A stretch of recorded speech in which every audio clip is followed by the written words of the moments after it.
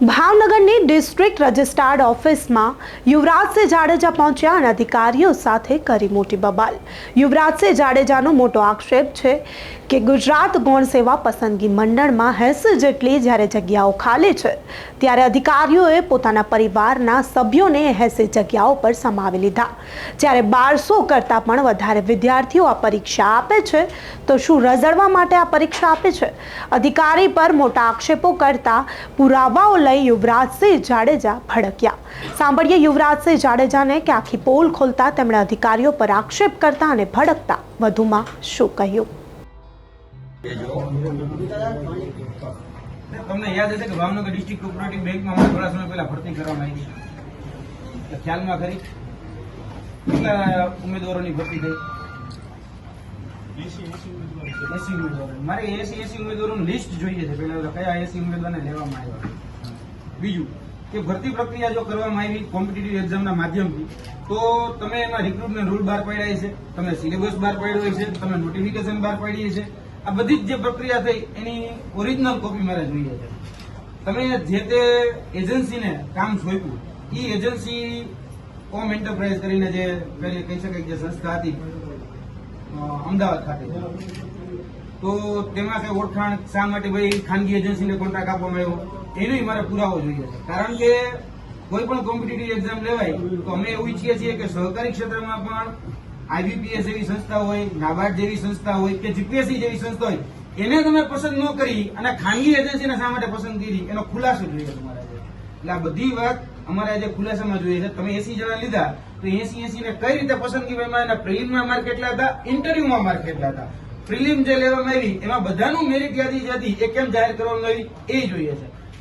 આ ભરતીમાં કોઈ જ જગ્યાએ પારદર્શિતા જણવાણી નથી એવો મારો સ્પષ્ટ અને આધાર પુરાવા સાથેનો આરોપ છે। કેમ કે આની અંદર જે ભરતી થઈ એ ભરતી સગાવાલાથી લેવામાં આવી છે। આ વાસ્તવિક અને કડી હકીકત છે। કારણ કે આ ભરતીની અંદર જે લોકોના નામ અત્યારે અમે બ્રાન્ચમાંથી કઢાવ્યા આ એ બધાના નામ છે અને બધા જે ડાયરેક્ટરનો દીકરા છે, ડાયરેક્ટરના ભત્રીજા છે, ડાયરેક્ટરના હગાવાલા છે, આ એ બધાના નામ છે। હવે તમે લિસ્ટ આપો, જો હું ખોટો હોય તો આ લિસ્ટમાં મને એક નામ એવું કહી દો કે યુવરાજભાઈ આ લિસ્ટમાં નામ નથી। જો એમાં એવું છે કે બીડીસી બેંક છે ને પોતે સ્વાયત્ત સંસ્થા છે, સ્વાયત્ત સંસ્થા છે, એની રીતે પોતાની રીતે તે ડિરેક્ટરોએ અને જે સાધારણ સભામાં જે ઠરાવ છે એ કરીને પોતાની રીતે એજન્સી નક્કી કરી છે અને એની પાસે સત્તા છે પોતાની રીતે। સત્તા ખરી સગા લોકોને લેવાની, સત્તા ખરી કે પોતાના દીકરાને લેવાની, સત્તા ખરી કે પોતાના ભત્રીજાને લેવાની, સત્તા ખરી કે પોતાના ભાણિયાને લેવાની, આવી સત્તા છે? આવી એક પણ ભરતી બોર્ડમાં સત્તા ન હોય। અને સ્વાયત્ત સંસ્થા તો સ્વાયત્ત સંસ્થાના નિયમ અમે પણ જાણીએ છીએ, અમે પણ વર્ષોથી આ બધી જ પરીક્ષાઓ સાથે સંકળાયેલા છીએ। સ્વાયત્ત સંસ્થામાં એવું ક્યાંય નથી લખેલું કે તમે પોતાના હગાવાલાને લઈ લો। તો આ બીજા બધા જે આ સહકારી ક્ષેત્ર સાથે જોડાયેલા તો આ સરકાર સહકારી ક્ષેત્રની તો ઘોર ખોદાઈ રહી છે। ડાયરેક્ટરના દીકરાને લેવાના હોય કે ડાયરેક્ટરના ભત્રીજાને કે ભાણિયાને લેવાના હોય તો ભરતી હું કેમ કરો, ડાયરેક્ટ લઈ લો ને। એવી સ્વાયત્ત સંસ્થામાં કોઈ જગ્યાએ ક્યાંય નિયમ નથી। તમે નિયમ હોય તો મને દેખાડો, તમને હું અહીંયા બેસીને બધા જ નિયમ તપાસવા માટે તૈયાર છું। બાકી સ્વાયત્ત સંસ્થામાં હગાવાલા લેવાનો નિયમ હોય તો મને દેખાડવાની છૂટ તમતા રહે। એવો એક પણ જગ્યાએ નિયમ નથી કે હગાવાલા લેવા। અહીંયા જેને પણ લેવામાં આવ્યા છે આ લિસ્ટ હું તમને આપવા માટે તૈયાર છું, બધા જ સગાવાલા લેવામાં આવ્યા છે।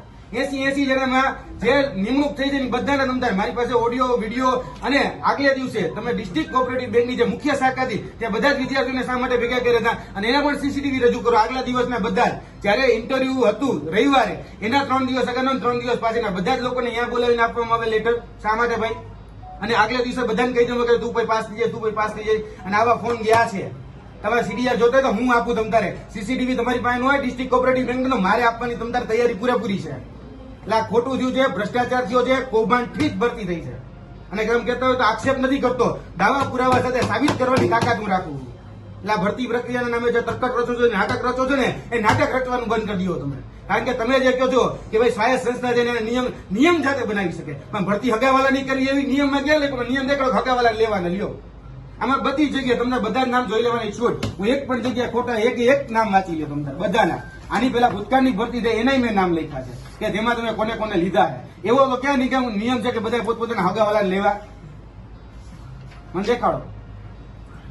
આમાં છે ને ટૂંકમાં મેં કીધું ને બીડીસી બેંક જ જવાબદાર છે અને તમારે તેમ છતાં વિશેષ રજૂઆત બીડીસી બેંકમાં જવાનો છું, આ હકીકત છે સાહેબ। તો પહેલા તમે ત્યાં રજૂઆત કરો, ત્યાં પણ અમે જઈએ છીએ, કલેક્ટરને પણ અમે જઈએ છીએ, અમે અહીંના એસપી ને પણ આની કાયદાકીય તપાસ માટેના આદેશ આપે એટલા માટે અમે ત્યાં પણ જો સરકારમાં રજૂઆત કરવાના છીએ. હવે ગુજરાતના મુખ્યમંત્રી એમ કે ભાઈ મારા દીકરાનો નોકરી દેવડાવી હોય તોય હું હગાવાથી કે ઓળખાણવાથી ન દેવડાવી શકું. હવે એના કરતા મને એવું લાગે કે જેટલી સત્તા એ મુખ્યમંત્રી પાસે નથી એટલે ડિસ્ટ્રિક્ટ કોઓપરેટિવ બેંક પાસે છે. કઈ પોતાના હગાવાલા નોકરી આપી દે. બધા દીકરા દીકરીઓને ભત્રીજા ભાણિયાને નોકરી આપી છે બધાને. 80 નોકરી છે ને ભ્રષ્ટાચારથી થઈ છે. ચોરી કરી ત્યાં ચોરને જેમ કે ફરિયાદ કરવાની એવું કેવું છે? આપણે તો આને ફરિયાદ કરવા માટે તમે હું જવાનો જ છું. એવું નથી કે ડિસ્ટ્રિક્ટ કોર્ટ ડીસીબી નથી ડીસીબી જવાનો જ છું. ફરિયાદ કરવા જવાનું. જે આ બધી જગ્યાએ આ ડીસીબી નું જે સંસ્થા છે આપણી બરોબર ગંગાજળ હું જાય છે તમ તારે. હવે તપાસ કોણ કરશે? બિલાડીને કહેશ કે દૂધનું રખોપું કરે, ચોરને કહે કે ચોરી કોને કરી મને તપાસ કરીને કે અત્યારે રાજ્ય સરકાર દ્વારા તપાસ સોંપવામાં આવી છે. મને તપાસ રિપોર્ટ આપો. તપાસ સોંપવામાં આવી તો મને કાગળ આપો. કાલો અને તપાસ સોંપવામાં આવી છે. તમે અરજી આપી દો, અમે તમને તપાસ આજે હું અરજી સહિત બધી આપું છું સાહેબ શ્રી આપને અને વડીલ શ્રી આપને પણ આપું છું. તમે રજીસ્ટ્રાર આવે એમને ખાસ કહેજો કે યુવરાજસિંહ આ બાબતમાં ક્યાંય પણ કાચું કાપવા નથી. આ બધી જ જગ્યાએ ભ્રષ્ટાચાર થયો, કૌભાંડ થયું છે અને બધા જ આધાર પુરાવા આપવાની તાકાત અમારામાં છે. આપવાના અમારી જવાબદારી નથી. યાદ રાખજો નથી. કારણ કે સામાન્ય નાગરિક છે અમે કહી શકીએ કે આ ખોટું છે. તપાસ કરવાની જવાબદારી તમારા બધાની છે. કારણ કે તમારા અંતર્ગત આવતી આ સંસ્થાઓ છે. કારણ કે સહકારી ક્ષેત્રના તમે વડા છો, જિલ્લાના વડા. તો સહકારી ક્ષેત્રના વડાના તરીકે તમારે ધ્યાન રાખવાનું છે. અહીંયા તો પોતાના હગાવાલાને સેટ કરવામાં આવે છે. અહીંથી કેટલા લોકોને સેટ કરવામાં નામ જોતા ને મને કહેજો, હું નામ જોયું તો આપીશ કે આ સંસ્થામાંથી કેટલા 5 જણાને લેવામાં આવી. 5 નામ મારી પાસે છે. હજી વેબસાઇટ ઉપર લિસ્ટ મૂકવામાં નથી એવું કોને લેવાના કોને નથી લેવાના. પરિણામ મૂકવામાં નથી આવ્યું. મેરિટ યાદી મૂકવામાં નથી આવી. સિલેબસ આ પરીક્ષા આ તમે આપ્યું કે આ રીતે અમે ભરતી કરીશું. આ ડિસ્ટ્રિક્ટ કોઓપરેટિવ બેંકમાં આ લાયકાતના આધારે ભરતી કરીશું. તો સિલેબસ ક્યાં છે? આરઆર એટલે કે રિક્રુટમેન્ટ રૂલ્સ ક્યાં છે? રૂલ્સ એન્ડ રેગ્યુલેશન ક્યાં છે? એક કઈ જગ્યાએ આખી વેબસાઇટ છે ફીની માહિતી બધી જ જગ્યાએ મેં જોઈ લીધું. કોઈ જગ્યાએ આરઆર નથી, કોઈ જગ્યાએ સિલેબસ નથી. અને તમે તો ચોરી કઈ રીતે કરો? ઓએમઆર પાછી લઈ લીધી, કોલ લેટર પાછા લઈ લીધા, પ્રશ્નપત્ર સીલ પેક વગરના હતા એ પાછા લઈ લીધા. હવે વિદ્યાર્થીઓ આ વિદ્યાર્થીઓ છે. માંદા અરજી કરવી તો કરવી કેમ સમજાવો. માંદા અરજી મારે કોઈ પ્રશ્નમાં ભૂલ છે, મારે અહીંયા કઈ મને વિસંગતતા લાગી, અસમંજસતા લાગી તો મારે દેવું છે કે ભાઈ ભૂલ છે આ પ્રશ્નમાં, મારો પ્રશ્ન સુધરે એમ છે તો ક્યાં દેવાનું મારે? કારણ કે આની અંદર તો કઈ લખ્યું નથી સિલેબસ ક્યાં છે. 50 પ્રશ્નનું અંગ્રેજી પૂછો, 50 પ્રશ્નનું ગુજરાતી પૂછો. આવો સિલેબસ કઈ નથી લખ્યું તમે કે આમાં અમે આ ભરતી પ્રક્રિયા આ પ્રકારે લેશું. સ્વાયત્ત અને બધા જ આધાર પુરાવા આપવાની તાકાત અમારામાં છે. આપવાના અમારી જવાબદારી નથી. યાદ રાખજો નથી. કારણ કે સામાન્ય નાગરિક છે અમે કહી શકીએ કે આ ખોટું છે. તપાસ કરવાની જવાબદારી તમારા બધાની છે. કારણ કે તમારા અંતર્ગત આવતી આ સંસ્થાઓ છે. કારણ કે સહકારી ક્ષેત્રના તમે વડા છો, જિલ્લાના વડા. તો સહકારી ક્ષેત્રના વડાના તરીકે તમારે ધ્યાન રાખવાનું છે. અહીંયા તો પોતાના હગાવાલાને સેટ કરવામાં આવે છે. અહીંથી કેટલા લોકોને સેટ કરવામાં નામ જોતા ને મને કહેજો, હું નામ જોયું તો આપીશ કે આ સંસ્થામાંથી કેટલા 5 જણાને લેવામાં આવી. 5 નામ મારી પાસે છે. હજી વેબસાઇટ ઉપર લિસ્ટ મૂકવામાં નથી આવ્યું કોને લેવાના કોને નથી લેવાના. પરિણામ મૂકવામાં નથી આવ્યું. મેરિટ યાદી મૂકવામાં નથી આવી. સિલેબસ આ પરીક્ષા આ તમે આપ્યું કે આ રીતે અમે ભરતી કરીશું.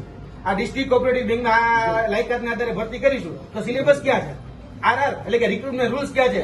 રૂલ્સ એન્ડ રેગ્યુલેશન ક્યાં છે? એક કઈ જગ્યાએ આખી વેબસાઇટ છે ફીની માહિતી બધી જ જગ્યાએ મેં જોઈ લીધું. કોઈ જગ્યાએ આરઆર નથી, કોઈ જગ્યાએ સિલેબસ નથી. અને તમે તો ચોરી કઈ રીતે કરો? ઓએમઆર પાછી લઈ લીધી, કોલ લેટર પાછા લઈ લીધા, પ્રશ્નપત્ર સીલ પેક વગરના હતા એ પાછા લઈ લીધા. હવે વિદ્યાર્થીઓ આ વિદ્યાર્થીઓ છે. માંદા અરજી કરવી તો કરવી કેમ સમજાવો.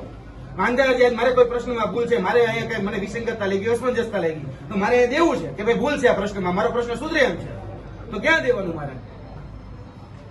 કારણ કે આની અંદર તો કઈ લખ્યું નથી સિલેબસ ક્યાં છે. 50 પ્રશ્નનું અંગ્રેજી પૂછો, 50 પ્રશ્નનું ગુજરાતી પૂછો.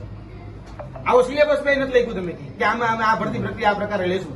સ્વાયત્ત સંસ્થા છો ને, હું નાનક પડતું કે સ્વાયત્ત સંસ્થા તો સ્વાયત્ત સંસ્થા તો સ્વાયત્ત સંસ્થા નિયમો તો જાહેર કરે. આ ભરતી પ્રક્રિયા સદંતર રીતે તમામ નીતિ નિયમોથી વિરુદ્ધમાં છે. કારણ કે તમે ભરતી પ્રક્રિયાની જો વાત કરતો તો ભરતી પ્રક્રિયા નિયમો બધા જ જાણું છું.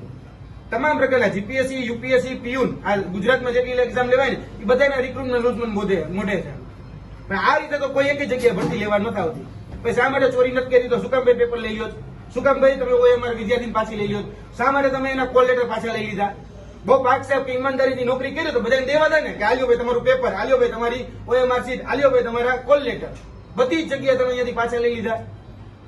અને જે એજન્સીને કામ સોંપ્યું છે એ શંકાના દાયરામાં છે. અમારી પાસે ભલે અત્યારે પુરાવો નથી પણ ભવિષ્યમાં પુરાવો લાવશું કે એના પોતાના કેટલા લોકોના સેટ કરવામાં આવે એ પુરાવો 110% લાવશું. કારણ કે આ જે કંપનીનો મને એટલી ખબર છે કોના દ્વારા કોન્ટ્રાક્ટ મળ્યો છે, કોની એજન્સી છે એ હું જાણું છું. આ લાગતી વળગતી પોતાની માનીતી એજન્સીને આ કોન્ટ્રાક્ટ આપ્યો છે ને હોમ એજન્સી, તમે જેના ગુણગાન ગાઓ છો, બહુ પાક સાફ છે, બહુ ઈમાનદાર છે. આવું ભૂતકાળમાં ગૌણ સેવાના સચિવ હતા કે અધ્યક્ષ હતા ને એવું કહેતા હતા કે ટીસીએસ નો કોન્ટ્રાક્ટ, તો ટીસીએસ ના આઈમાં જોઈ લો કે એક ટીસીએસ એ પોતાના કર્મચારીની ભરતી કરવામાં પોતાના હગાવાલાને લીધા છે. આજે રાજસ્થાન પોલીસમાં એની ફરિયાદ નોંધવામાં આવી કે એને 35 લાખ રૂપિયા દઈને પેપર ખોલ્યું.